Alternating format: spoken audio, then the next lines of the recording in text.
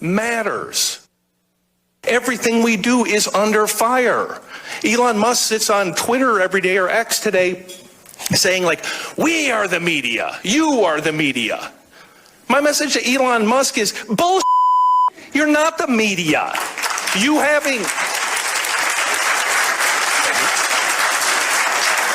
having a blue check mark, a Twitter handle, and 300 words of cleverness doesn't make you a reporter any more than me looking at your head and seeing that you have a brain and telling you have an awesome set of tools makes me a damn neurosurgeon, right? Like what we do, what journalists do, what you did in Mississippi, what Al Jazeera does in the Middle East. You don't proclaim yourself to be a reporter. Like that's nonsense. Like being a reporter's hard, really hard. You have to care. You have to do the hard work. You have to get up every single day and say, I want to get to the closest approximation of the truth without any fear, without any favoritism. You don't do that by popping off on Twitter. You don't do that by having an opinion. You do it by doing the hard work. The legacy media is having an absolute meltdown, and as you can see there, they are openly blaming you for their own demise. But we're going to see precisely how all of their weeping and gnashing of teeth is all too little too late. The days of the legacy media are indeed over, and they only have themselves to blame. Hey gang, it's me, Dr. Steve, your Patriot Professor, basking in the dawn of the new golden age that you all made happen, much to the denouncing chagrin of the dying legacy media. So if you want a front row seat on everything to do with the rise of a new conservative age, both here and abroad, make sure to smack that bell and subscribe button. Before we dive into things here, gang, it is Thanksgiving week, and our Black Friday sale is here all this week. We've got an amazing deal you won't want to miss. Click on that link below and get nearly 50% off our new MAGA Mega Bundle, featuring all of my books, a signed MAGA hat, a one-year membership to the Courageous Conservatives Club, access to the virtual Christmas party coming up, and much, much more. Plus, you'll save 35% off everything else with promo code Black Friday. This is the best time of the year to stock up on your favorite Turley Talks items, so don't miss out. Click on that link below for our Black Friday special all week long. First of all, I've got to say, extraordinary content. It needed to be said. Yeah. It continues to need to be said. When all of the garbage is flying around on social media, lying about reporters, lying about the hard work they do, lying about the hard work editors do, lying about everything up and down about not only their alternative set of facts, but alternative set of facts about what people like you do. So that was MSNBC's reaction, their insufferable reaction to the comments you heard at the beginning from Axios founder and CEO Jim VandeHey's public temper tantrum, complaining that how the legacy media's influence on public opinion is completely collapsed. And in typical elitist fashion, Joe Scarborough, along with his colleagues at MSNBC, are blaming you. You are the problem. You, in your disparaging, you're denigrating the press. How dare you? How dare you denigrate the sacred, supposed fourth branch of government? You are the real threat. You are the threat to democracy. You are the reason for the undermining of our free press, not him. No, not the guy who told you that Joe Biden was the best Biden ever. Not the guy who looked straight into the camera and told you before the debate that Biden was cogent.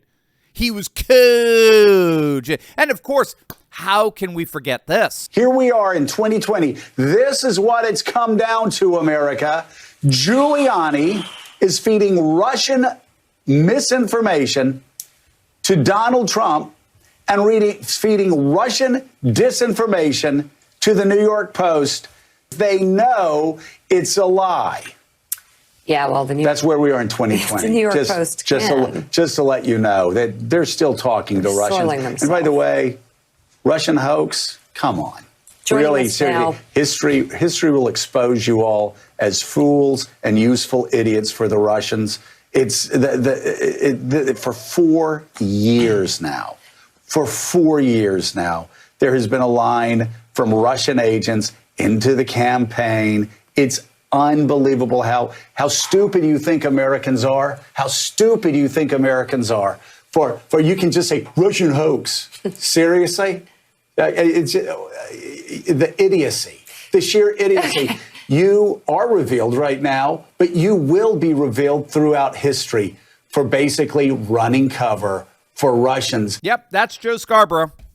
That's Joe Scarborough looking straight in the camera, telling you that if you believe the Hunter Biden laptop was real, history will expose you all as idiots and useful fools for the Russians. Cogent. Now I ask you, what is the first rule of what not to do when you find yourself in a hole? The first rule, of course, is stop digging.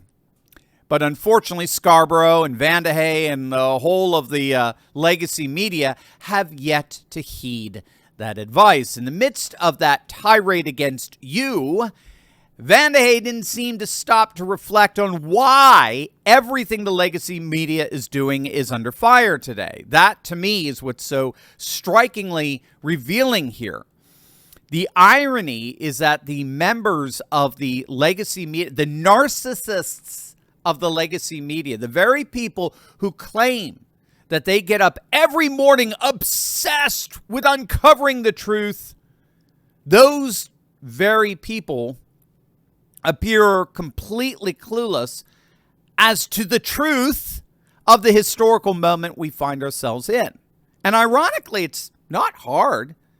And it leads me to think that we're dealing here with a willful and intentional ignorance when all is said and done. Look, we've talked about this on many videos. We are living in the midst of a new communication era, a new information era, characterized by what scholars call technopopulism. And the key feature of this era is the internet. And the key with the internet is that it is effectively democratized information. Information is no longer monopolized by the legacy media as it was during the 19th and 20th centuries. Back then, the legacy media certainly could plausibly lecture us on how they knew so much more than we do, precisely because they had access to information that we didn't. Unfortunately for them, that privileged position they once had towards information has completely disappeared. Instead, the internet has radically democratized information, giving each one of us the same immediate access to the same information that anyone at CNN or MSNBC would have. And what's happened is that as a result of this democratization and this decentralization of information, the result is that we, the people, are now in the position of being able to fact check the fact checkers. We're now in a position to fact check the self-anointed fact checkers. And needless to say, they've been routinely found wanting. This is what's called technopopulism. Internet technology has shifted the informational power away from editorial boards and legacy media outlets to the people. And the people are increasingly finding the legacy media suspiciously unreliable. And for good reason. Again, something these corporate pundits refuse to address is the way they've been obviously bought and paid for by corporate interests. I mean, here's a perfect example. According to the recent financial disclosures by the American Federation of Teachers and the NEA, the National Education Association, two of the most powerful lobbying arms in the entire nation, they paid 3 liberal news outlets, the New Republic, American Prospect, and Courier Newsroom. They paid them collectively nearly $1 million since 2022. And what do you know? According to Red State, all 3 outlets ran puff pieces on these educational lobbying groups. So the Courier, for example, featured the president of the NEA explaining why it was important to teach school children that the United States is systemically racist. Now, of course, they didn't disclose that they were paid hundreds of thousands of dollars by this very lobbyist organization, but each of these so-called news outlets did something similar. One published how collective bargaining with teachers' unions was somehow essential for the integrity of the education of our kids. But that's peanuts, gang. Peanuts when compared to how much big pharma spends on news media advertising. A number of studies have found that cable and network news politicized the pandemic in such a way that put profit and partisanship above public health. And that includes Fox News, by the way. Over $2 billion of ad spending. Yes, you heard that right. That's billion with a B. $2 billion worth of ad spending dominated CNN, Fox, and MSNBC, along with their network counterparts, between January 1st of 2020 and January 30th of 2022. It was Fox News, good old Rupert Murdoch's network, the anti-Trump Rupert Murdoch. It was Fox News that earned the most in big pharma advertising. It's precisely this kind of incestuous relationship between the legacy media and mass corporations that's led to so many going elsewhere for their daily diet of information. But I assure you, that is not what is upsetting these corporate media types. They don't care about the truth. They don't care about where you're getting your information or so-called alternative facts. They don't care about journalistic protocol and integrity. What these whiners and complainers really care about is their loss of power and affluence. That is what they're freaking out over. Over the course of the 20th century, scholars are in wide agreement that the legacy media held what they called agenda-setting power in our nation. Agenda setting refers to the various ways in which the legacy media influenced the political and cultural agenda for our nation. So agenda-setting theory argues that it's not so much politicians or, government leaders that set the political agenda. It really is the media. It's what the media focuses on. It's the media's unique ability to effectively frame the narrative and control and define the debate. The influence of the media was so persuasive that many argued we weren't so much a democracy, the rule of the people, right, the demos. We were more a mediaocracy. We were ruled and governed by the legacy media institutions precisely because of their inordinate influence over the public debate and public perception. What all of these crackpots in the legacy media are freaking out over today is that those days are now over. They don't exercise anywhere near the agenda-setting power and influence that they once did, which is precisely why they got into media to begin with. Ironically, given the rise of the internet and technopopulism, it is we, the people, who are now in a stronger position than we've ever been to frame the narrative and foreground the issues that matter most to us.